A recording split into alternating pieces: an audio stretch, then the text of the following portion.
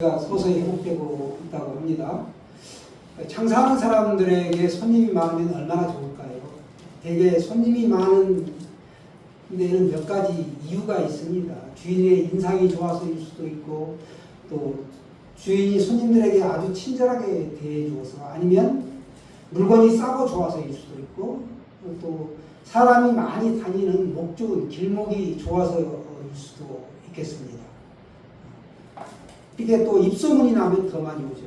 이런 거 저러한 이유들로 이렇게 오게 되는데, 장사가 잘 되면 사람이 기분이 참 좋겠죠. 당연히. 간혹 이 가게 장사하시는 분들 얘기를 들어보면 무례한 손님이 있다라는 거예요.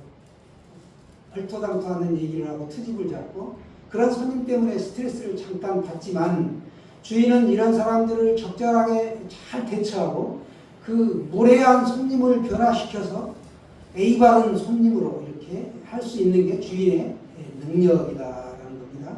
주인은 그래서 항상 머리를 써야 되죠.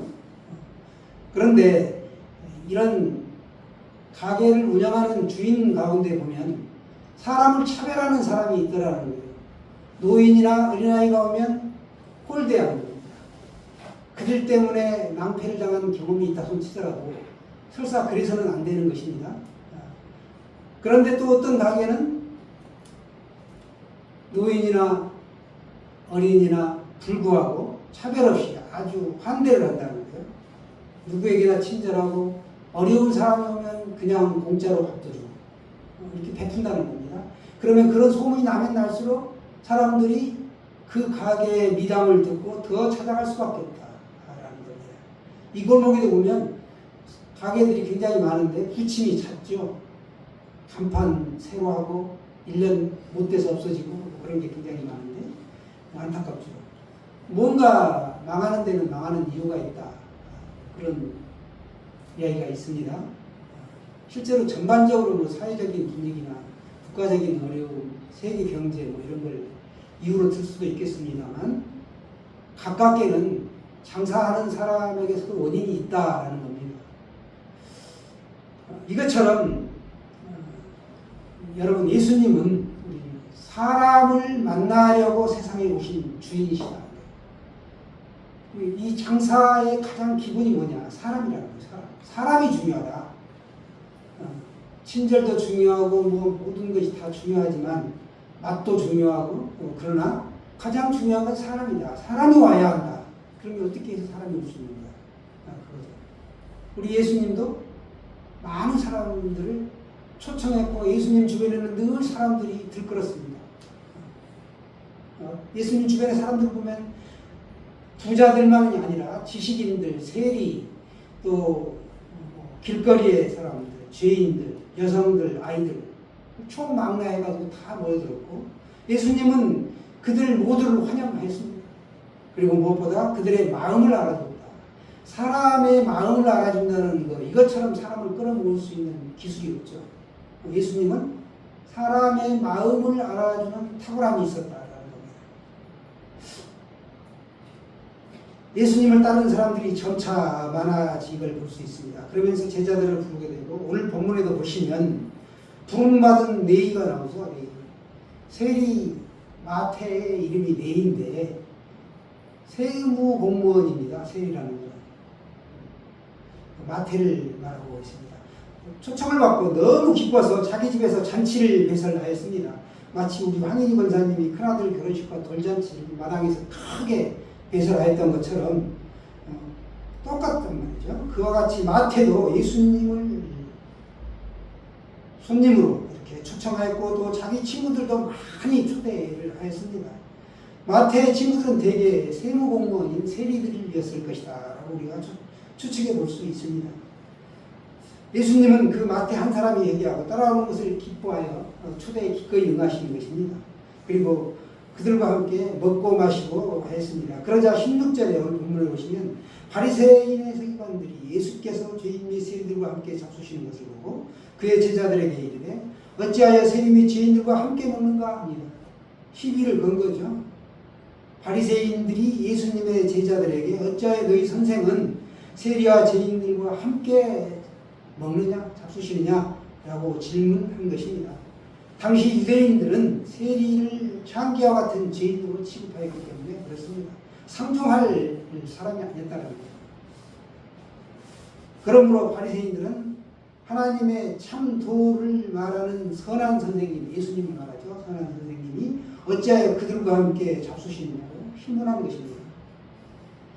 예수께서 세리들과 죄인들과 함께 잔치에 참여하면 어떤 일이 일어나는 줄 모르고 계셨을까요? 뻔히 알고 계셨죠. 그들과 잔치자리에 함께 하신 이유가 무엇일까요? 당시 함께 음식을 같이 먹는다. 한 상에 둘러앉아서 먹는다. 이건 그들과 같은 동료라는 겁니다. 친구라는 거예요. 친구. 낮아진 것이죠. 여러분 그렇습니다. 우리가 복음을 전하려고 하면 우리가 낮아져야 돼요. 그들과 똑같은 위치에 내려가야 합니다. 17절에도 말씀하시죠.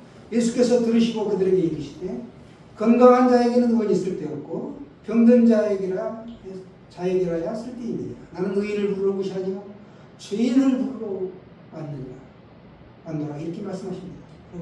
예수님은 의사로 이 땅에 오셨다는 거죠. 의원은 병자의 병을 치료하는 사람입니다. 사람들은 예수님은 베드로, 안드레, 야고보와 요한을 부르실 때 그들이 업으로 일하는 것을 보고 바로 부르셨죠. 그런데 오늘 보시면 예수님은 세리 레위가 아주 경제적인 풍요로운 가운데 살고 있었지만 그가 세관에 앉아있는 것을 보고 부르셨다. 일하고 있는 걸 보셨다고 볼 수도 있고 또 그가 매국노였기 때문에 유대인 측에서 보면 매국노죠. 친일 구역자처럼 로마에 붙어서 로마의 공무원으로서 지금 직을 이어가고 있기 때문에 그런 반역자로 멸시받고 열심당원들이 언제든지 자기를 죽일 수 있는 그 두려움 때문에 깊은 고뇌에 빠져 있는 그런 상태라고 볼 수 있다는 겁니다. 물질은 풍요하고 사람들이 볼 때 굉장히 권세도 있고 행복할 것 같지만 실제로 그렇지 않다라는 겁니다. 우리가 돈이 좀 더 있었으면 나에게 명예가 더 있고 권력이 좀 주어졌으면 하고 바라는 사람들이 많죠. 그런데 내가 그걸 원하는 걸 얻었다고 해가지고 실제로 아주 행복하지는 않다라는 겁니다. 먹고 사는 문제가 해결된다고 해가지고 단 한 사람도 근심 걱정이 없는 사람은 없습니다. 세리 마태도 고뇌에 찬 그 자리에 앉아있다가 예수님을 만났고 예수님을 자신의 집으로 초청하여 파티를 연 겁니다. 따라서 우리는 누구에게나 직면한 문제가 있다는 걸 알아야 되고 모든 문제의 해결자는 예수님이시다. 해결자는 예수님이시다. 라는 것을 아시라고 합니다. 예수님이 바리새인들의 비방을 들으시고 나는 의인을 부르러 온 것이 아니요 죄인을 부르러 왔다라고 말씀하고 있습니다. 이 의미는 뭐냐? 문자적으로 내가 의인을 부르러 온 것이 아니라 죄인만을 부르러 왔다. 의인이 아니라 죄인을 부르시기 위해서 왔다. 이런 뜻이 아닙니다. 자신을 죄인이라고 깨닫고 예수님을 구원자로 필요로 하는 사람들을 부르시기 위해 이 땅에 오셨다라는 걸 말씀하고 있습니다. 자신이 지옥에 던져서 영원히 고통당해야 될 운명에 놓여 있는 것을 일반 사람들은 모르고 있다라는 겁니다. 그래서 그들에게 복음을 믿고 죄사함 받고 구원받으라고 이렇게 얘기하면 그들은 쉽게 얼른 수긍하지 않죠. 그들에게는 먼저 왜 너가 죄인인지를 설득을 시켜야 합니다. 왜 우리가 죄인인지를 설득이 돼야 되고 자신이 죄인이라는 걸 깨달을 때만이 복음을 받아들일 수가 있어요. 그래서 죄의 문제를 해결받지 못하면 너는 지옥에 던져서 영원히 고통을 받게 된다. 그런데 그분이 계시다. 죄의 문제를 해결할 수 있는 분이 계시는데 바로 예수 그리스도시다. 라는 걸 우리가 증거하고 전해야 되는 것이죠. 또 삶으로 우리가 살아내는 것입니다. 예수님이 우리 죄를 대신하여 십자가에 못 박혀 돌아가셨다. 이 사실이 우리에게는 중요하죠. 돌아가셨기 때문에 부활이 있고 다시 오심이 있는 거죠. 유대인들에게 보시면 오늘 보시면 금식이 매우 중요했습니다. 예수님이 산상수훈에서 강조한 거 있는데 구제와 기도와 금식 이 세 가지를 특별히 말씀하십니다. 굉장히 신앙생활에서 중요한 비중을 차지하고 있는 것인데요. 예수님이 유대인이시죠. 그래서 예수님도 금식 규정을 따라야 됨에도 불구하고 금식하지 않았다는 거예요. 금식도 않고 상종하지도 말아야 할 세리와 함께 잔치 자리에 앉아 음식을 잡수셨기 때문에 그들이 예수님께 와서 요한의 제자들과 바리새인들은 금식하는데 어찌하여 당신의 제자들은 금식하지 않습니까? 라고 질문한 것입니다. 여기서 우리는 한 가지 질문을 던져야 합니다. 왜 유대인들은 일반적으로 금식을 하는데 예수님은 그들처럼 금식을 하지 않아가지고 공격을 받아야 합니까? 예수님이 바리새인들처럼 금식을 하였다면 이런 일은 일어나지 않았겠죠. 당연히. 결론적으로 말하면 그들의 금식은 하나님께서 명령한 금식이 아니기 때문에 예수님은 금식하지 않으셨습니다. 즉 하나님을 기쁘시게 하는 금식이 아니었다라는 겁니다. 하나님께서 그들에게 명령하신 금식은 레위기 16장과 23장에 등장하는데 1년에 딱 한 번만 하도록 되어 있어요. 대속죄일에 금식하도록 되어 있습니다. 그런데 이스라엘 백성들이 포로로 잡혀가는 날, 또 속죄일에 금식하는 것 외에 불임절에 금식하는 전통을 만들어갑니다. 그러면서 금식 규정을 자꾸 만들어갑니다. 1회에 2번씩 또 금식하는 전통을 또 새로 만들었어요. 월요일과 목요일에 또 금식을 하는데 월요일 아침 6시부터 저녁 6시까지, 목요일도 아침 6시부터 저녁 6시까지 일주일에 2번을 또 금식하는 거예요. 불임절에도 포로로 잡혀가는 날에도 또 각종 규정을 해가지고 금식을 자주 하는 겁니다. 왜? 자신들의 의의를 내세우기 위해서 금식을 했다는 거예요. 나는 이렇게 경건하고 거룩하게 사는 사람입니다. 너희들은 왜 금식하지 않느냐? 자기의 잣대를 들이대는 겁니다. 바로 위선 때문이었다라는 겁니다. 따라서 바리새인들의 금식 문제로 예수님을 공격한 것은 적반하장이었다. 성경에도 없는 논리를 가지고 예수님을 공격한 것입니다. 어떤 사건의 시시비비를 가리려면 먼저 자신이 말씀대로 행하고 있는가라는 걸 체크해보고 자신의 주장이 하나님의 뜻에 합당한 건가라는 걸 확인한 다음 판단해야 되는데도 불구하고 바리새인과 서기관들 종교 지도자들은 그렇지 않았다라는 걸 알 수 있습니다. 예수님은 바리새인의 말을 듣고 오늘 뭐라고 말씀하시나요? 2장 19절 20절에 보시면 여러분 성경을 한번 보세요. 예수께서 그들에게 이르시되 혼인집 손님들이 신랑과 함께 있을 때에 금식할 수 있느냐? 신랑과 함께 있을 동안에는 금식할 수 없느니라. 그러나 신랑을 빼앗길 날이 이르리니 그날에는 금식할 것입니다. 아멘. 예수님께서 하신 말씀을 제대로 이해하려면 유대인의 결혼 풍속을 우리가 좀 알아야 되는데요.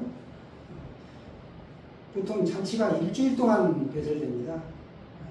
거기에는 신랑의 친구들, 신부의 친구들이 다 모여있죠. 그들이 일주일 내내 먹고 마시는데 혼인잔치의 최고봉은 누가 뭐라 해도 신랑과 신부죠. 신부와 신랑인데 잔치하는 일주일 내내 왕과 같이 신랑은 왕처럼 대접받고 신부는 왕후처럼 대접을 받습니다. 똑같은 겁니다. 탈무드에 보면 어떤 내용이 나오냐면 사람이 거짓말하면 못 쓴다. 그러나 이 일주일 동안에는 신부가 특별히 예쁘지 않더라도 예쁘다고 거짓말해 주는 것은 죄가 되지 않는다. 이렇게 나와 있어요. 이런 배경에서 예수님은 오늘 이렇게 말씀하십니다. 혼인집 손님, 예수님의 제자들을 말하죠. 신랑은 예수님을 말합니다. 신랑과 함께 있을 때 함께 있다. 신랑 집에 사람들이 너무 기뻐서 신랑을 붙들고 잠시도 놓지 않을 만큼 기쁨이 가득 차 있는 상태, 충만한 상태를 말합니다. 이토록 기쁜 상황에서 신랑이 있는데 어떻게 금식할 수 있느냐라는 겁니다. 여러분, 혼인잔치나 뭐 특별히 큰 좋은 잔치집에 초대를 해놓고 오늘 금식입니다. 그러면 어떻게 될까요? 황당하지 않을까요? 그렇습니다. 그러나 신랑을 빼앗길 날이 온다. 신랑 예수님이시죠. 예수님이 십자가에 달려 돌아가실 날이 온다라는 거예요. 빼앗길 날이 온다. 들어 올려주신다. 그날에는 이제 금식할 필요가 없다. 예수님이 십자가에 달려 올라가실 때 그날에는 금식을 하는 거죠. 그러면서 매달려서 기도하게 됩니다. 그걸 오늘 말씀하고 있습니다. 예수님이 그러나 신랑을 빼앗길 날이 이르니 그날에는 금식할 것이다. 그 의미가 바로 그 말씀입니다. 절박한 상황에서 금식할 뜻이 아니라 금식할 상황이 주어지면 금식할 수 있다. 똑같은 말씀 같지만 우리는 다른 말입니다. 즉 당시 유대인들은 금식을 의무 규정으로 만들어가지고 형식적인 종교 행위를 했다라는 겁니다. 우리가 금식을 하든 헌금을 하든 예배를 하든 이게 어떤 의무감에서 형식적으로 이루어지면 안 된다는 걸 말씀하고 있습니다.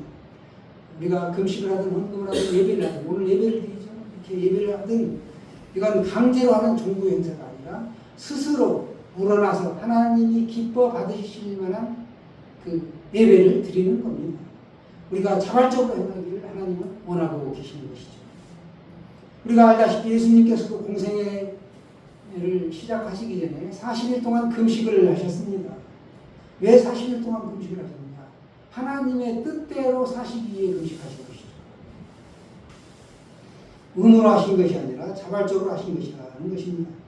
우리가 자발적으로 금식하면 유익한 이유가 두 가지가 있습니다. 첫째로 자신의 생각을 죽이는 데는 이 금식만큼 좋은 것이 없습니다. 금식이 자신의 육체를 죽이는 데는 가장 좋은 방법입니다. 음식이 들어가지 않으면 육이 연약해지면서 나쁜 악한 생각이 떠오르지 않게 되고 더 거룩하고 영적으로 하나님만을 생각할 수 있는 기도의 자리에 나갈 수 있다는 거예요. 그래서 우리가 금식하며 기도하는 것이죠. 두 번째는 기도 응답을 받는 빠른 방법이 금식이라는 거예요.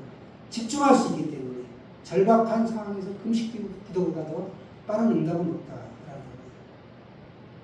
사무엘을 보면 이스라엘 백성들을 미스바에 모이게 하죠. 마음대라는 뜻인데 미스바가. 그래서 금식하며 기도합니다. 또 에스더가 유대민족이 멸절당할 위기에 처했을 때 3일 동안 밤낮 금식하며 기도하지요. 그리고 살아난 것이 바로 불임절입니다. 금식을 표시하거나 금식하는 자를 비판하는 걸 우리가 바른 태도가 아니라는 겁니다. 금식할 때 우리가 주의할 게 있는데 음식만 안 먹고 딱 내가 이렇게 하는 게 금식이 아니고 음식도 안 먹고 스마트폰 기기라든가 게임이라든지 내 마음을 혼란스럽게 하는 다른 행위도 일체 안 하는 겁니다. 그게 금식, 바른 금식이다 라는 것이죠. 요즘 보면 우리가 되게 보면 교회 이렇게 예배드리고 또 열심히 말씀도 듣고 헌금도 하고 거룩하게 살기를 참 많이 애쓰죠. 그런데 우리 육신이 연약하기 때문에 교회 예배당 문 나가면 또 바로 그냥 세상에 동화되어 가지고 이렇게 살아가는 것들을 볼 수 있습니다. 우리가 이렇게 예배드리고 나와서 하나님 말씀 듣고 찬양하고 하는 거는 이것과 같아요. 마치 우리가 황인희 권사님이 자전거 사이클을 잘 타요. 취미생활 하고 근데 마음대로 못 가서 지금 가고 싶어 하시는데 아무리 자전거를 이 사이클을 잘 타는 사람도 페달을 멈추면 이내 쓰러지게 되어 있습니다. 똑같아요. 이 신앙생활이라는 것도 말씀 듣고 예배하고 하나님께 이렇게 접속이 되어 있어야지 접속이 안 되면 이내 방전되고 넘어지게 되어 있습니다. 실족하게 되어 있다. 핸드폰 충전이 되어 있어가지고 우리가 잘 쓰다가 때가 되면은 촥 연결해가지고 다시 잭에 꽂아서 완전하게 충전이 돼야지 풀로 다시 또 쓸 수 있는 게 한동안. 그건 똑같아요. 우리 살면서 세상에 때가 묻고 이 사람한테 치이고 저 사람한테 치이고 이게 세상이죠. 세상은 예수 믿는 사람들을 굉장히 핍박합니다. 알게 모르게.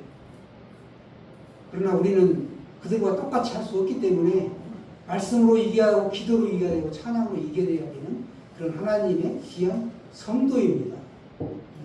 오늘 말씀 2장 21절 22절 말씀 같이 보기를 원합니다. 21절 22절 말씀 시작.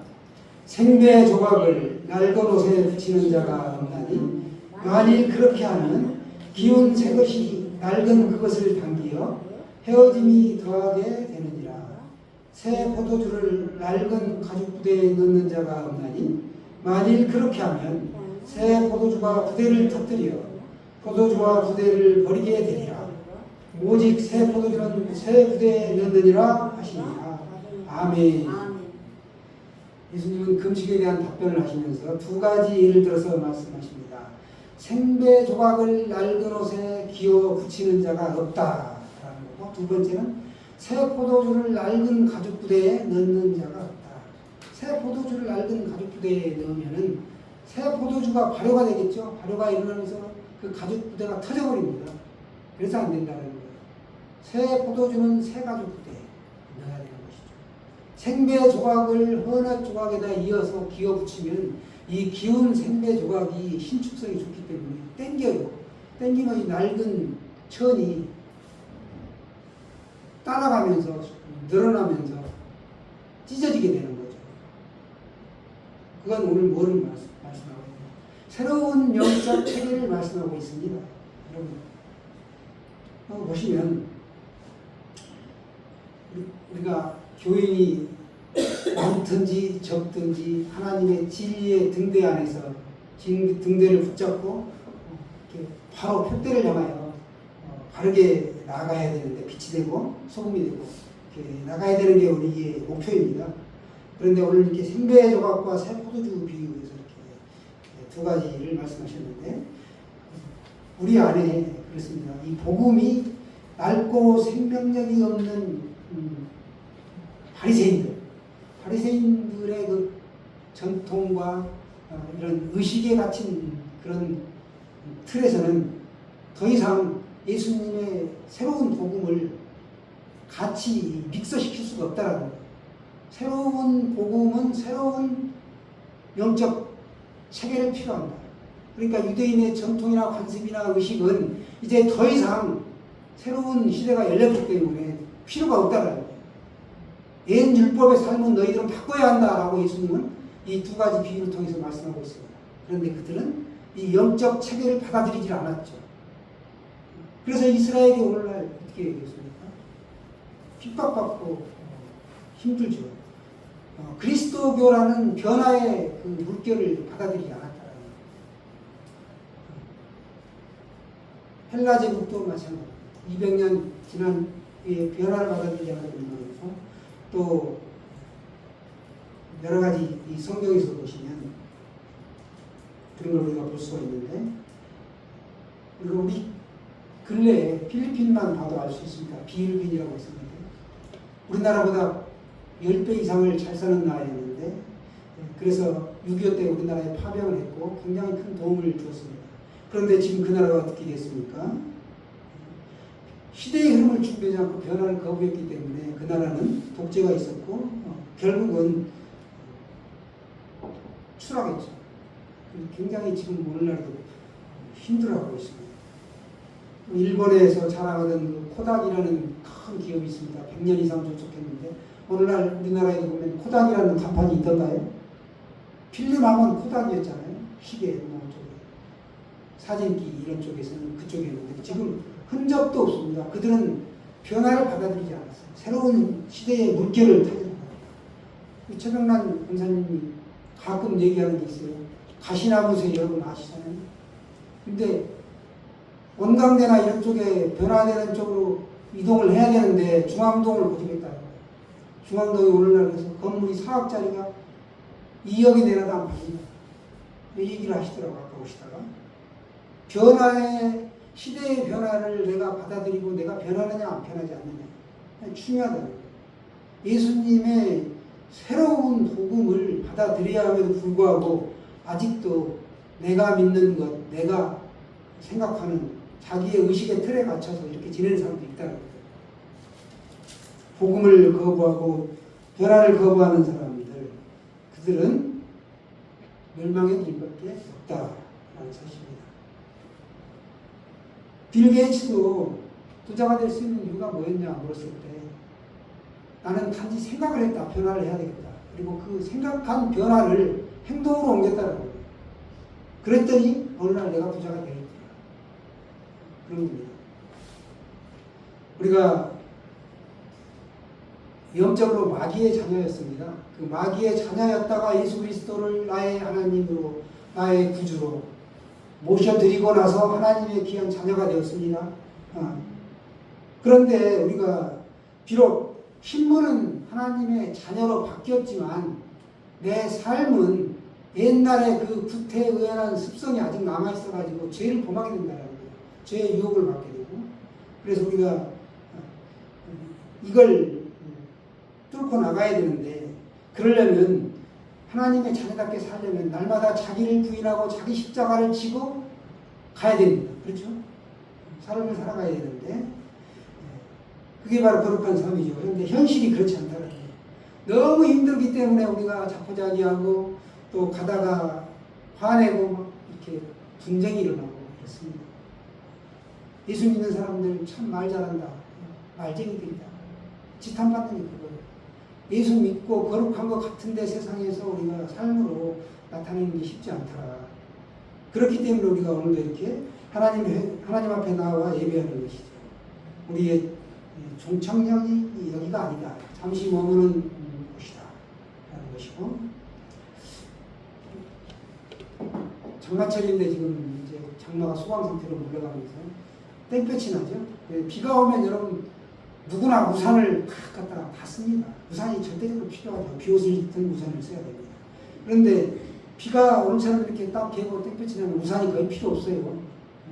그러면 쓰고 나는 우산을 어떻게 아무렇게나 버려두나요? 그렇지 않죠. 잘 개가지고 한쪽에 보관을 잘 해놓습니다. 잘 접어놓고 관리하는 것처럼 자신의 감정도 이런 분냄 또 우울한 감정 이런 게 오면 이런 것들을 잘 관리해야 한다.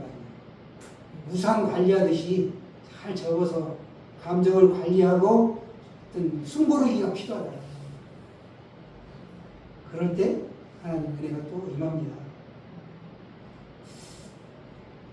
우리가 천국에서 왕노릇하는 그날까지 이 땅에서 나는 죽고 예수 그리스도로 사는 사람, 예수의 사람으로 영원히 성공자의 인생을 살아가시기를 주님의 이름으로 축원합니다.